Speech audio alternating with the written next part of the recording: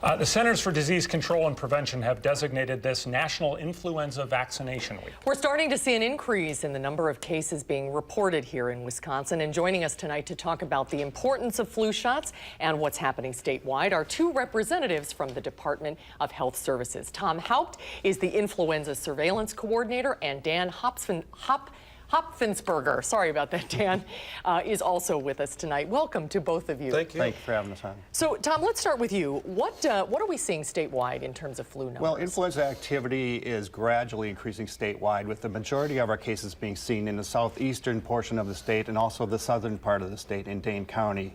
We're also seeing an increase, especially this past week, in hospitalizations due to influenza. We've had 31 this week, giving us a total of 84 for the year. And what's significant about this year compared to previous years is the age group that's being affected. We're seeing the hospitalizations mainly in the 18 to 49-year-old age groups compared to last year, where significantly the higher numbers were in the over 65 age group.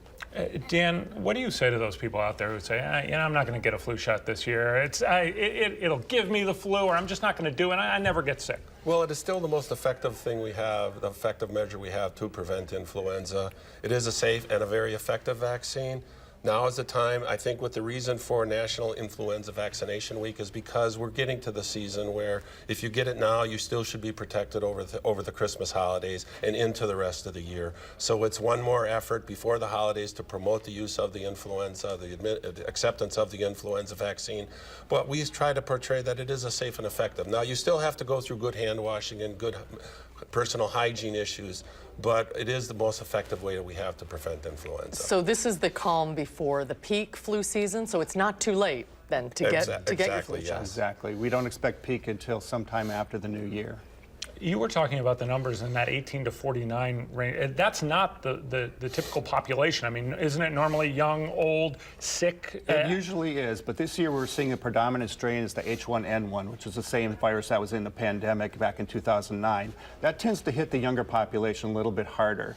And it is something that we're watching very closely to see if this is going to be a trend throughout the year or if this is just something that we're seeing a blip in our statistics right now. But we are seeing the 18 to 49 and 50 to 64-year-olds, the non-elderly adults being hit the hardest as far as hospitalizations. So does that speak to the fact that the shots that people are getting is appropriate for the virus that's emerging this year? A lot of times skeptics will say it seems to be a good match for it is a good match. Yes, that's correct. I know a lot of, when you talk about H1N1, I mean, there was a lot of fear that went around. I mean, should people, I don't want to scare people here, but the flu can be extremely serious, right? I mean, Yes, let's stress that and discuss what can happen. It can be very serious disease, especially in people with compromised immune system or the elderly. Well, that's correct. I mean, we actually get the vaccinations not only to prevent the flu from ourselves, but it's to prevent the complications, which would include pneumonias, hospitalizations. We're seeing a lot of that for this time of year, this early of the season. So you're also getting the vaccination to protect others, as we said earlier, and that would be the elderly people and the young people. So there's two ways that the vaccination is going to be effective for yourself and for the people around you. So it is actually recommended for individuals 6 months and above that everybody should get their vaccine unless there's a medical contraindication as to not receive the vaccine. And you were saying earlier that the flu mist is also available for certain people too. There's a flu mist available. It's one that you would take through the nose. It's a mist vaccine. It's available for individuals, non-pregnant persons 2 through 49 years of age. All right, very good. Great information. Good to see both of you. Thank you so much for coming in tonight. Appreciate it.